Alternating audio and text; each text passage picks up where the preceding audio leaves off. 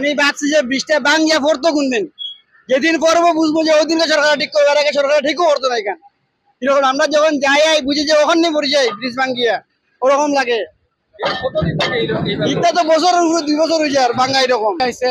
আমরা মাননীয় মুখ্যমন্ত্রী হিমন্ত বিশ্ব শর্মার কাছে সবকা সাথ সবকা বিকাশ যেই সব পয়েন্ট সবসময় এটার আমরা এই যে দলংটা আছে, এই দলংটা অনেক বিয়া হয়েছে, অনেক দিন থাকি মানে এইরকম আছে, মানে কোন সময় এটা যাইব গিয়া, যখন বড় অ্যাক্সিডেন্ট হইব তখন বরাক ভ্যালি, ত্রিপুরা, করিমগঞ্জ, হাইলাকান্দি, শিলচর, মিজোরাম এইদিকে দিয়ে সব যত হাইওয়ে মানে যত বড় বড় গাড়ি আছে, তোমার পাথর, কয়লার গাড়ি সব দিকে এই রাস্তা দিয়ে যায়। আমরা অতি সোনকালে এটা মানে ঠিক করে দেওয়ার লাগে আমি মাননীয় ডক্টর হিমন্ত বিশ্ব শর্মার কাছে অনুরোধ করি। দলঙ্গর অবস্থা খুব বেহাল আছে বর্তমানে। আমাদের এই যে কাটিগড়া থাকি বদরপুর যায় ছাত্র আটিয়া যাওয়ার ক্ষমতা নাই। এই যে রাস্তা যে ব্রিজ যেগুলো আছে এগুলো ভাঙ্গিয়া কোন সময় পড়বো ওরকম জানো, সব সময় ডল লইয়া ঘুরতে লাগে।